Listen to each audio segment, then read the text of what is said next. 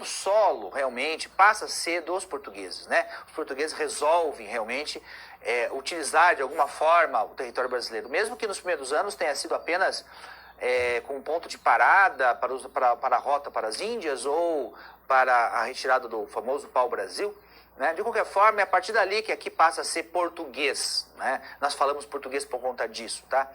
Então, essas representações marcam muito bem esse momento histórico ali da chegada e do reconhecimento para o europeu do continente. Lembrando, claro, que para quem estava aqui, isso não é uma descoberta, mas uma invasão, né? Porque alguém chegou de fora, imagina, você está ali, você é um indígena, de repente chega um sujeito lá, você sabe de Deus da onde, com um barco esquisito, com uma vestido de forma esquisita, que fala uma língua que eles não entendem, né? Barbudo, com armas diferentes que eles também não conhecem. É uma invasão, é que nem uma invasão alienígena, né? Imagina você chegar um escoador aqui e começar a descer em pessoas estranhas, diferentes de nós, né, e querer escravizar a gente, né? Então, para nós seria uma invasão, para o indígena também foi uma invasão. Então, sempre quando a gente reforça isso, né, a descoberta da América, ou a descoberta do Brasil, do ponto de vista do europeu, tá? Para entender bem isso, né? Então, vamos adiante no próximo slide. Olha só, esse aqui é muito bacana, tá? Esse aqui é o mapa da Pangeia. Então, né, nós sabemos, né, que a crosta terrestre, né, a configuração da parte terrestre, digamos assim, né, que nós ocupamos, a parte seca aqui, ela era diferente. Né, ela foi se modificando e continua se modificando. Né, as famosas placas tectônicas, elas se movimentam. Então, se nós pegássemos a Pangeia e dividíssemos de forma política, né, a divisão política da Pangeia, como ela é hoje, né, como o mundo é hoje, e transformássemos na Pangeia, seria mais ou menos assim. Isso aqui é muito legal, né, muito legal esse mapa. Veja, porque a intenção aqui, claro, não é orientar a pessoa no espaço, né, assim como aquele mapa medieval não era, esse aqui também não é, tá? Esse mapa tem uma outra intenção. Né, uma outra intenção. Talvez a intenção da pessoa que criou esse mapa aqui seja mostrar que todos nós, né, somos uma coisa só. Né, que a separação entre os países é tudo uma grande invenção da nossa cabeça. Né, que pertencemos todos à mesma humanidade. Né, que os conflitos são, na verdade, da nossa própria ignorância. Né? Então, enquanto ser humano, né, que não consegue viver em paz no mesmo planeta. Só tem um planeta para a gente morar e a gente consegue brigar nesse planeta. Né? Então, a intenção da pessoa que fez esse mapa pode ter sido essa. Né? Veja, é um mapa muito legal e totalmente diferente daquele outro lado. Você pode usar esse mapa aqui para várias coisas. Pode na aula de geografia ser muito interessante, numa aula de história, numa aula de ciências. Né? Tem muitas coisas, né? Numa aula de filosofia, sociologia. Pode usar isso aqui em várias ocasiões, de várias formas. Né? Então está aqui o Brasil, esse amarelinho aqui, né? Encaixadinho aqui na África. Então, esse formato do Brasil quase encaixar com a África perfeitamente ali, já foi notado muito tempo antes, mesmo antes das pessoas, dos cientistas chegarem à conclusão, né, do movimento aí da Terra, né, dos continentes, etc, já se imaginava isso, né? Então você veja que a Índia, né, que bacana, né, a Índia fica aqui, né? Ela foi caminhando e bateu, digamos assim, ali com a Ásia, né? E levantou lá as montanhas, né, da Ásia. É muito bacana isso aí. Vamos para o próximo, tá? Olha, esse aqui é um mapa, né, da fertilidade, né? Olha que bacana, né? Então vejam, o mundo não é colorido assim, tá certo? O Brasil não é azulzinho, nem os Estados Unidos é verdinho, né? E nem a África tem aquelas cores ali daquela forma, tá? Mas veja, é um mapa que pretende representar, uma representação. Então aqui um mapa, a fertilidade, quantos filhos por família, né, por mulher vai ter em média, né? Então, por exemplo, nós temos esse azulzinho clarinho aqui, né, de 1 a 2 filhos, tá? Até o caso aqui, né, do Brasil, né, e assim por diante. Tá? Veja que interessante, né? Então, as regiões que tem mais, a fertilidade é maior, né? Tem mais filhos por habitante. Aqui, ó, essa região aqui onde fica o Irã, né? O Iraque, o Irã, por ali, tá certo? A China, a Austrália, né? Veja que interessante. Aqui você pode fazer um monte de coisas interessantes, né? Por que a fertilidade é maior aqui, né? Então, a explicação disso tanto pode ser geográfica quanto histórica, né? Ou histórico-geográfica, o espaço e o tempo, né? Quer dizer, como é que foi ocupada essa região aí, né? Tanto pelas populações africanas quanto pelos invasores europeus, né? Então, você pode verificar bastante isso, né? Por exemplo, aqui dos Estados Unidos, né? Ou do Canadá, aqui em cima, né? Por que essa diferenciação, né? Então, é muito interessante. Ou aqui na Indonésia, nessa região aqui do Oriente, né, do Extremo Oriente, ali perto da Oceania, né, o amarelinho aqui, de 3 a 4 crianças, né? Então, você tem aí um mapa que representa a fertilidade. Então, você pode usar vários mapas que representam a fertilidade em várias épocas do mundo, né? Você pode começar lá, sei lá, na década de 60, né? Você vai ver, se nós víssemos isso, por exemplo, nós vamos ver que o Brasil foi diminuindo a taxa de natalidade, da fertilidade e natalidade, tá certo? Então, ou outros países, como a China, por exemplo, né? Que tem um problema grave com a questão da população e assim por diante. Então, um mapa muito interessante por conta disso, né? Ele mostra aí uma outra coisa que não estava mostrada lá naquele, tá? Aqui nós temos um mapa, olha que interessante isso aqui também, olha, é uma representação da quantidade de habitantes. Então, se nós fizéssemos um mapa no qual o tamanho dos países fosse correspondente a quantos habitantes ele tem. Então, por exemplo, a China teria que ser bem grandona porque tem um monte de habitante. A Índia tem que ser bem grande, tá? Então, países tradicionais seriam menores, né? E outros maiores, né? Então, imagina só o Canadá, coitadinho, ó. O Canadá, esse amarelinho aqui, ó, né? O Canadá tem um território imenso, mas boa parte dele não é ocupado, porque são terras geladas lá do norte do Canadá. Então, a população é muito pequena, né? Do tamanho do país, tá certo? Então, tem o Brasil bem grandão aqui, ó. Né? Então, se nós olharmos esse mapa está disforme, não está no formato correto. Não está no formato correto, porque está representando uma informação que você quer transmitir. Esse mapa, assim como aquele mapa medieval representava o mundo, a mentalidade religiosa, a mentalidade cristã, né? Esse mapa aqui está querendo dizer outra coisa. Então, é a quantidade de habitantes que está sendo privilegiada nesse mapa, né? Então, veja o Japão como ficou grandão aqui, ó. Olha a diferença entre a Coreia do Norte e a Coreia do Sul aqui, tá certo? A Austrália, olha o tamanho da Austrália aqui, gente, ó. Isso aqui é a Austrália, amarelinha aqui, ó. Tadinho da Austrália, fica pequenininho, né? Os países da África também, olha só como esse aqui ficou grande, ó. Né? Outros que são maiores no mapa político tradicional seria maior, esse aqui é menor, né? Olha a Itália como ficou compridona aqui, né? Olha só um país aqui, olha a Bélgica, né? A Holanda aqui, olha, né? Ficou grande, bem maior, digamos assim, do que, olha só aqui a Península Escandinava como ficou pequenininho, né? Porque tem a população bem menor, então muito interessante essa representação de mapas aí por quantidade de habitantes, tá? Muito bem. Então vamos agora para para o nosso finalmente aqui, né? Nossa conclusão. Vamos ver esse mapa aqui, que coisa interessante, tá? Como daqui do mapa medieval, do tipo TO, tá? Do TO, lembra que eu falei para vocês, né? É o T, né? E o O. Por isso que chama mapa TO, tá certo? Então temos a Ásia, aqui está o paraíso que eu falei para vocês, ó, aqui é o paraíso, aqui é o leste, a Ásia, a África e a Europa. Aqui é o Mar Vermelho, aqui é o Mar Mediterrâneo, aqui desse lado, né? Então desse mapa aqui, nós fizemos uma viagem até o mapa, por exemplo, com esse aqui, que é o mapa dos Estados Unidos, tá? Ele tem as mesmas qualidades, digamos assim, do que esse aqui, tá?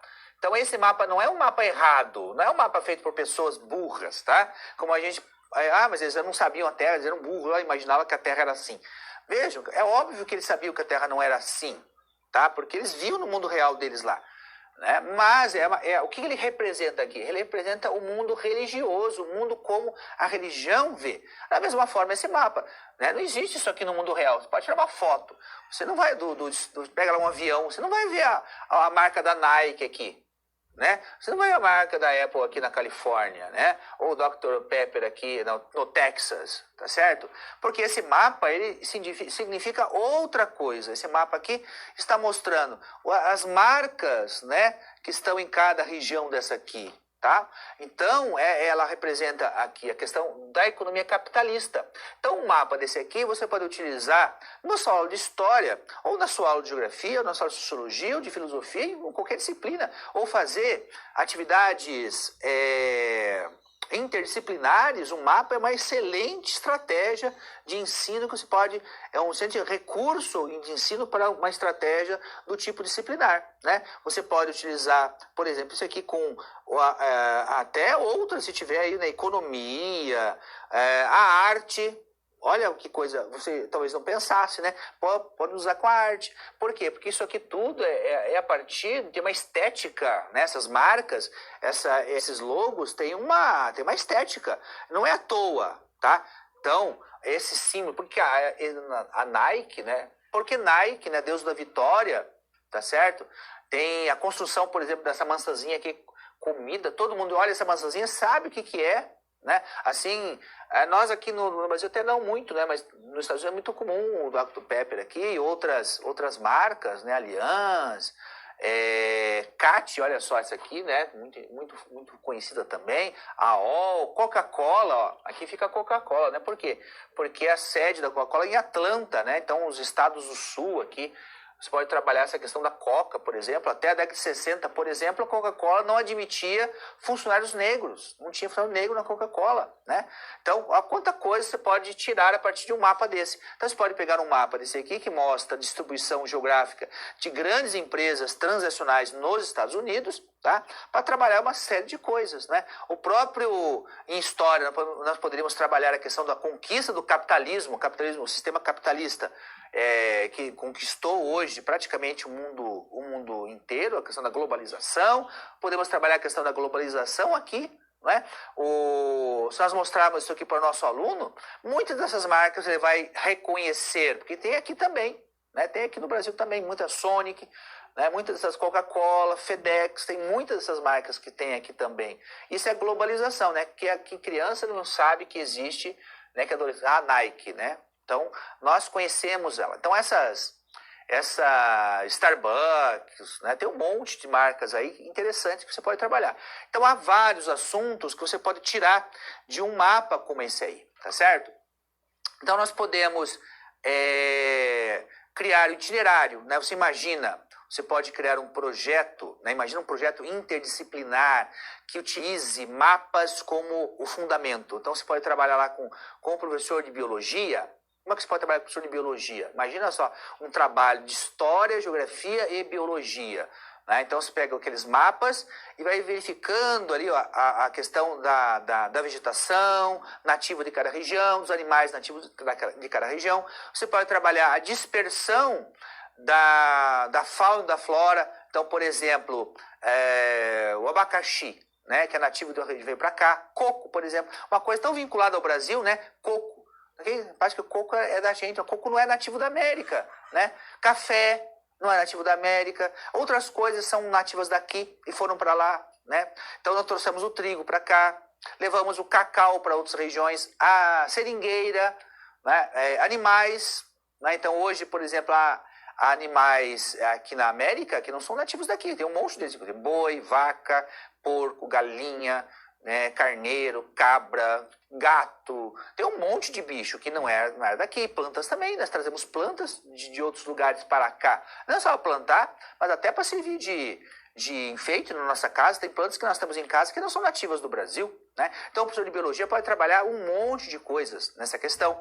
Pode trabalhar, por exemplo, a questão da evolução das espécies, da disseminação da nossa espécie desde a África, pela Europa, pela Ásia, até chegar na América, na Oceania, né? O povoamento da América. O professor de biologia pode trabalhar junto com o professor de história. Nós podemos pegar o mapa, encontrar um mapa, por exemplo, que mostre um mapa mundi a partir dos marcadores genéticos, tá? Do DNA, a origem. Isso é possível, né? Nós podemos utilizar o professor de arte, né? Podemos trabalhar com o professor de arte também nessas representações, na estética, na mudança inclusive da estética desses mapas ao longo do tempo, ou naquele caso ali a questão a questão das marcas, da estética, das cores, porque não é à toa que cada empresa escolheu aquela cor, aquele formato, aquela imagem para ligar a sua empresa, né? Não é à toa, isso é muito pensado pelo design.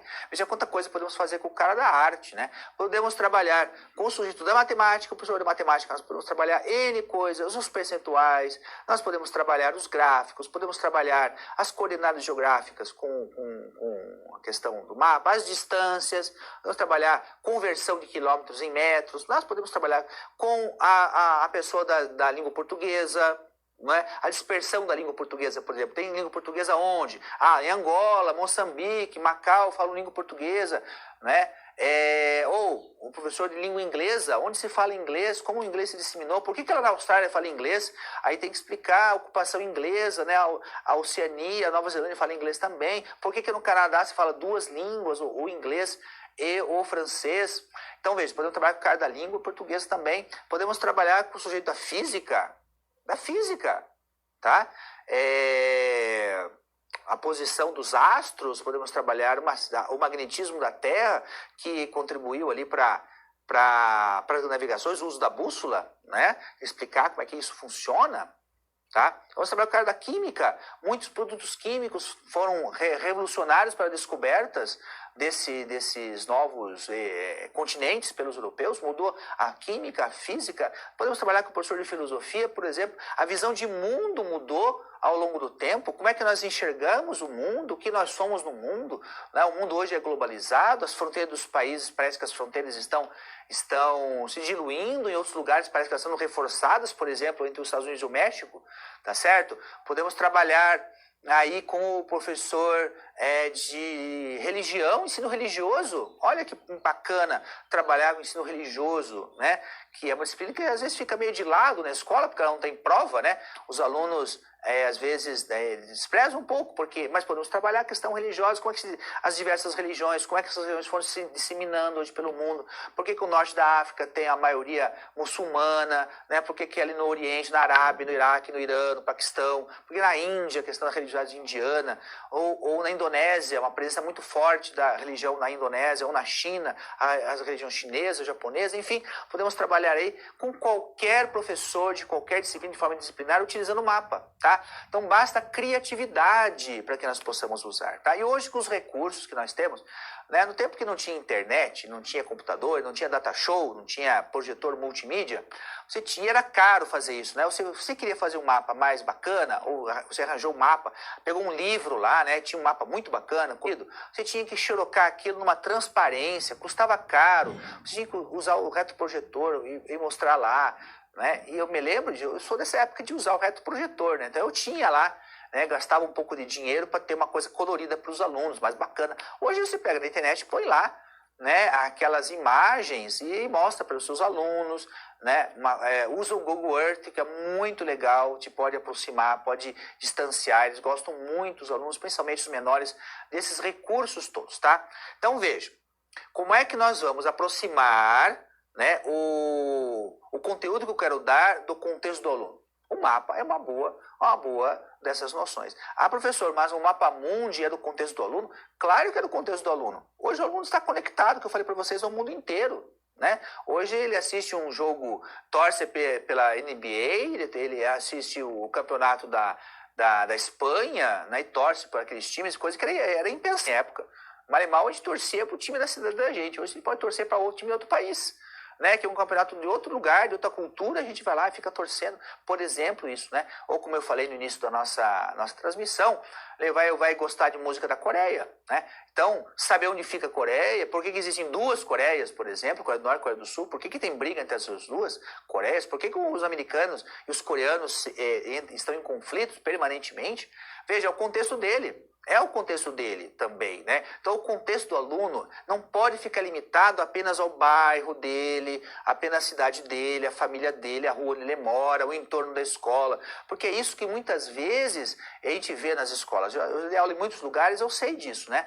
Vamos trabalhar o conteúdo, o importante é o contexto do aluno. E aí fica só naquele limitezinho, só naquela questão limitada, você não faz o aluno crescer, o aluno precisa crescer. Então, ao mostrar essas outras coisas, né, desde o histórico da construção do mapa, da cartografia, até mostrar que ele é uma representação, nós podemos fazer representação de qualquer coisa nesses mapas, que ele vai conhecer as outras regiões, conhecer as culturas dessas regiões, né, criar essa curiosidade, ele queira conhecer. Nós temos um lugar chamado Indochina, e tem lá a Conchinchina, olha que legal. Existe um lago chamado Baikal, um lago no meio lá da Ásia, que tem foca, né?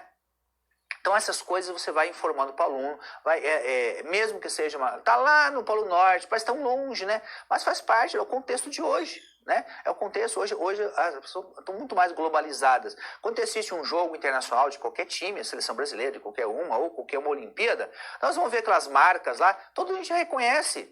A gente reconhece as marcas que estão lá fazendo propaganda, que patrocinam aquele evento internacional. Por que a gente conhece? Faz parte do nosso cotidiano. É uma empresa de outro país que produz uma coisa que talvez eu nem compre.